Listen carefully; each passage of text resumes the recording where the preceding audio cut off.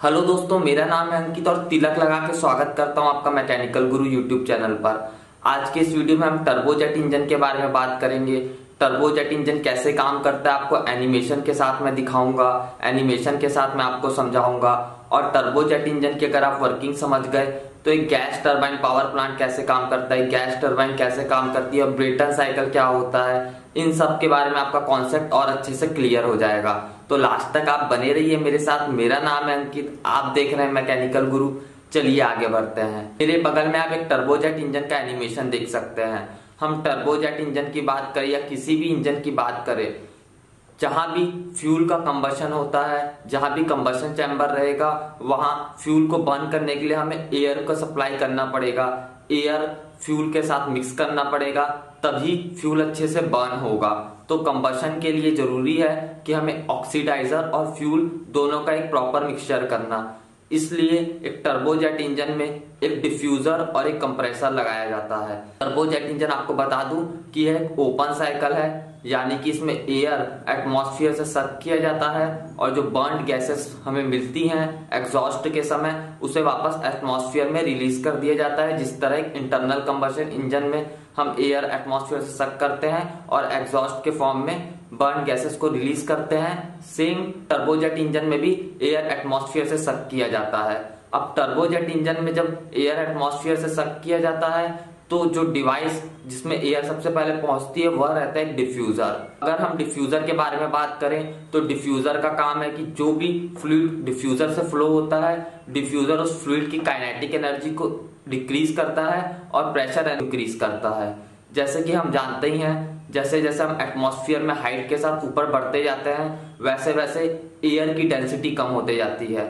Surface में, earth surface में जहां हम रहते हैं वहां एयर ज्यादा डेंस रहती है। तो जैसे जैसे हम हाइट में ऊपर बढ़ते जाएंगे, एयर की डेंसिटी कम होते जाएगी।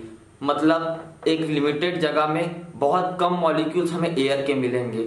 तो कंबशन प्रोसेस के लिए हमें ज्यादा से ज्यादा एयर को सक करना पड़ेगा।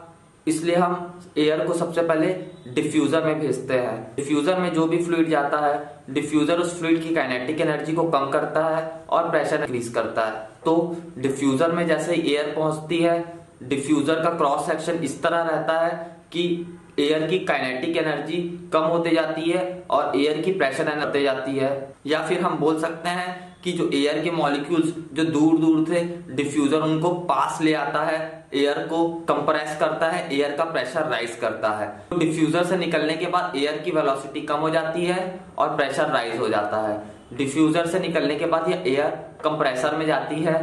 कंप्रेसर टर्बोजेट इंजन में दो प्रकार के हो सकते हैं, या सेंट्रीफ्यूगल कंप्रेसर हो सकता है या एक्सियल फ्लो कंप्रेसर हो सकता है।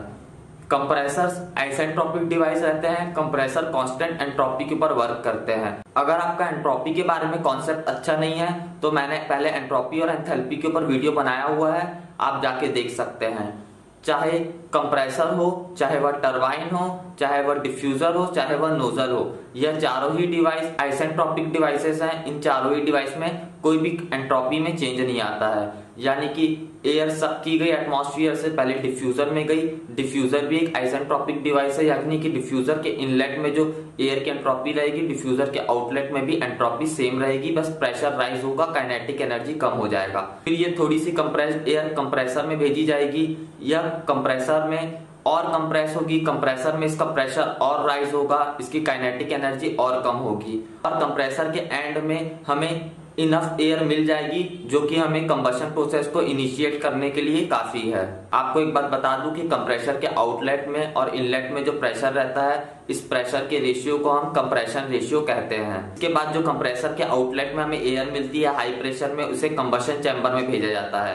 कंबशन चैम्बर में आप बोल सकते हैं कि कंबशन चैम्बर में हम कांस्टेंट प्रेशर में हीट एडिशन करते हैं। कंबशन चैम्बर में जैसे ही एयर पहुंचती है, इसके साथ फ्यूल को मिक्स किया जाता है और बहुत ही लीन मिक्सचर होता है।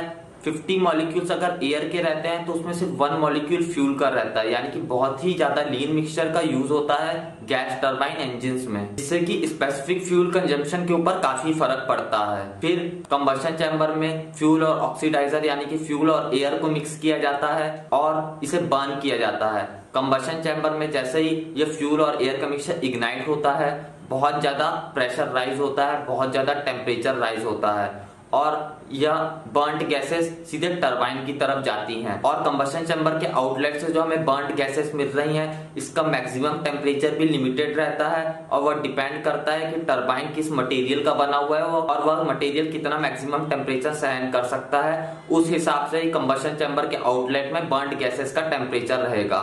फिर ये बर्न्ड गैसेस जैसे टरबाइन में पहुंचती है, टरबाइन भी जैसे मैंने आपको पहले बताया कि एक आइसेंट्रोपिक डिवाइस है, कांस्टेंट एंट्रोपी के ऊपर वर्क करता है। और टरबाइन को हम एक्सपांडर डिवाइस भी बोलते हैं, यानी कि टरबाइन से कोई भी फ्लूइड जब पास होता है तो उसकी काइनेटिक एनर्जी इंक्रीज होती है और प्रेशर इंक्रीज होती है। यानी कि जो प्रेशर राइज हुआ था कंबशन चैम्बर में, वह प्रेशर रिड्यूस होगा टरबाइन से जब पास होगी बर्न्ड गैसेस और उनकी काइनेटिक एनर्जी इंक्रीज होगी।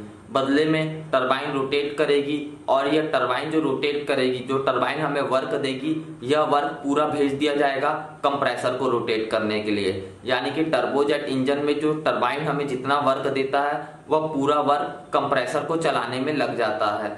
अगर वहीं यह सिस्टम अगर गैस टरबाइन प्लांट में लगा रहेगा तो उस जगह में एक जनरेटर भी कनेक्ट रहेगा जहां से हमें आउटपुट में पावर मिलेगी। लेकिन उस जगह में हमें ज्यादा बड़ी टरबाइन का यूज करना पड़ेगा क्योंकि बहुत सी पावर कंप्रेसर को रन करने में हमें यूटिलाइज करना पड़ेगा। तो टरबाइन या फिर एक्सपांडर एक आइसेंट्रोपिक डिवाइस है जो कि प्रेशर को रिड्यूस करेगा, बर्न गैसेस की और काइनेटिक एनर्जी को इंक्रीज करेगा और कंप्रेसर को भी रोटेट करने का काम करेगा। यानी कि आउटपुट में जो भी वर्क मिलेगा वो पूरा वर्क कंप्रेसर ले लेगा एयर को और ज्यादा कंप्रेस करने के लिए और ज्यादा एयर एटमॉस्फेयर से सक करने के लिए। इसके बाद आखिरी में टरबाइन के एंड में एक नोजल लगा रहता है। जैसा कि मैंने बताया, नोजल भी एक आइसेंट्रोपिक डिवाइस है और नोजल से जब भी कोई फ्लूइड पास होता है तो नोजल उस फ्लूइड की प्रेशर को रिड्यूस कर देता है और काइनेटिक एनर्जी को इंक्रीज कर देता है। तो टरबाइन के एग्जॉस्ट में जो हमें गैसेस मिलती हैं, वह गैसेस जब नोजल से पास होती है तो उनकी प्रेशर और रिड्यूस हो जाती है और उनकी काइनेटिक एनर्जी और इंक्रीज हो जाती है, जिससे कि नोजल के एग्जॉस्ट से वह इतनी तेजी से निकलती हैं यह बर्न्ड गैसेस, रिएक्शन के तौर पे हमें थ्रस्ट मिलता है और हमारा जो इंजन है या हमारा प्लेन है, हमारा जेट इंजन है, यह आगे बढ़ने लगता है। सिंपल है, सबसे पहले डिफ्यूजर में एयर गई जहां पे उसका प्रेशर इंक्रीज हुआ, काइनेटिक एनर्जी डिक्रीज हुई। उसके बाद यह एयर कंप्रेसर में गई। इस कंप्रेसर में जाने के बाद एयर अलग अलग इन कंप्रेसर के स्टेजेस से होके गुजरी जहां पे उनका अलग अलग स्टेज में और प्रेशर राइज होता गया और कंप्रेसर के एंड में बहुत हाई प्रेशर हो गया इस एयर का और काइनेटिक एनर्जी एकदम कम हो गई। उसके बाद इस कंप्रेस्ड एयर को कंबशन चैम्बर में भेजा गया। इस कंबशन चैम्बर में इस कंप्रेस्ड एयर के साथ फ्यूल को मिक्स किया गया, बर्न किया गया। उसके बाद जो कंबशन हुआ जिसके कारण हाई प्रेशर और हाई टेम्परेचर जनरेट हुआ कंबशन चैम्बर में। कंबशन चैम्बर से निकलने वाली इन गैसेस को फिर भेजा जाएगा एक टरबाइन में, जो कि एक आइसेंट्रोपिक डिवाइस है। लेकिन टरबाइन में काइनेटिक एनर्जी इंक्रीज होगी और प्रेशर रिड्यूस होगी। तो टरबाइन में जाने के बाद इन गैसेस की प्रेशर रिड्यूस होती है, प्रेशर कम होता है, काइनेटिक एनर्जी इंक्रीज होती है और टरबाइन जो घूमती है, टरबाइन से जो हमें वर्क मिलता है वो पूरा वर्क चले जाता है कंप्रेसर को रोटेट करने के लिए, ज्यादा से ज्यादा एयर इंजन के अंदर सक करने के लिए। उसके बाद लास्ट में ये बर्न्ड गैसेस नोजल के थ्रू होकर बाहर निकलती हैं। नोजल में इनका प्रेशर और रिड्यूस होता है और इनकी काइनेटिक एनर्जी और इंक्रीज हो जाती है, जिसके कारण हमें थ्रस्ट मिलता है और हमारा पूरा इंजन, हमारा पूरा जेट इंजन आगे बढ़ने लगता है, उड़ने लगता है। अगर हम गैस टरबाइन्स की बात करें तो गैस टरबाइन भी सेम प्रिंसिपल के ऊपर वर्क करते हैं। गैस टरबाइन में भी एक कंप्रेसर रहता है, एक कंबशन चैम्बर रहता है, एक टरबाइन रहता है। लेकिन गैस टरबाइन्स पावर जनरेट करने के लिए यूज किए जाते हैं। गैस टरबाइन का यूज पीक पावर की जरूरत पड़ती है उस समय गैस टरबाइन का यूज किया जाता है। जैसे गर्मी के समय में, दोपहर के समय ज्यादातर ऑफिसेस में या घरों में एसी चालू रहते हैं, पंखे चालू रहते हैं, उस समय पावर कंजम्पशन बहुत ज्यादा हाई रहती है। उस समय पीक पावर के केस में गैस टरबाइन पावर प्लांट का यूज किया जाता है। और जब नॉर्मल लोड रहता है शहर का या किसी एरिया का, उस समय इन गैस पावर प्लांट को डिस्कनेक्ट कर दिया जाता है और थर्मल पावर प्लांट से ही हमें आउटपुट मिलता रहता है। और जब पीक हावर्स आते हैं, जब पीक लोड की जब कंडीशंस आती हैं, उस समय गैस टरबाइंस का यूज किया जाता है लोड के हिसाब से आउटपुट प्रोवाइड करने के लिए। तो टर्बोजेट इंजन हो, गैस टरबाइन हो, यह सब ब्रेटन साइकिल के ऊपर ही वर्क करते हैं। हमें जो आउटपुट में अगर थ्रस्ट चाहिए तो थ्रस्ट प्रोवाइड कराते हैं, इलेक्ट्रिसिटी चाहिए तो हमें इलेक्ट्रिसिटी प्रोवाइड कराते हैं। तो मुझे उम्मीद है कि एनिमेशन के साथ जो मैंने आपको टर्बोजेट इंजन के बारे में डिटेल्स बताई आपको समझ में आ गई होगी। बहुत सी अच्छी बातें आपने जानी होगी इस वीडियो में, और गैस टरबाइन और टर्बोजेट इंजन से रिलेटेड आपके कॉन्सेप्ट बहुत क्लियर हो गए होंगे। मुझे उम्मीद है कि आपको ये वीडियो पसंद आया होगा। अगर पसंद आए तो जरूर इस वीडियो को लाइक कीजिए, इस वीडियो को शेयर कर दीजिए अपने फ्रेंड्स के साथ, और मैकेनिकल गुरु यूट्यूब चैनल को अभी तक आपने सब्सक्राइब नहीं किया तो सब्सक्राइब भी कर लीजिए, क्योंकि मैं आपके लिए रोज ऐसी अच्छी वीडियोस लेके आता रहता हूँ।